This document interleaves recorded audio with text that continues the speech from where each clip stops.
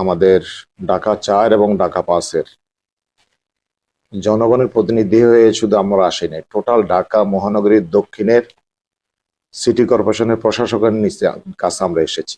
জামায়াত ইসলামী মহানগর আমিরের পক্ষ থেকে আমরা শুভেচ্ছা জানার জন্য এসেছি।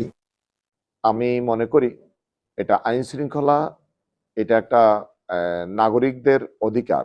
আইন শৃঙ্খলা রক্ষা করা আমাদের একটা দায়িত্বের মধ্যে পড়ে, এবং নগরপিতা হিসেবে আমি মনে করি আপনার দল, আমাদের দল, আমরা সকলেই দীর্ঘদিন পেশিবাদের জাঁতাকলে ছিলাম।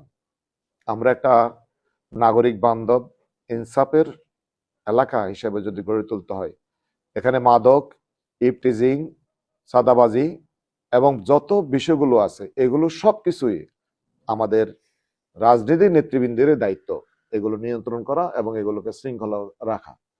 তাহলে বিচ্ছিন্ন বিক্ষিপ্ত সারাদিন কাঁচা বাজার, সারাদিন আপনার মানে সবজি মাছ নিয়ে বসে থাকা এবং রাস্তায় ভোগান্তি সৃষ্টি করা, এই বিষয়গুলো সুন্দর হবে না। আমি মনে করি এইটাকে যদি শৃঙ্খলার মধ্যে আনতে পারি আমরা, তাহলে আমাদের মনে নাগরিকজনের সুবিধা হবে এবং একটা নিক্লিন ঢাকা।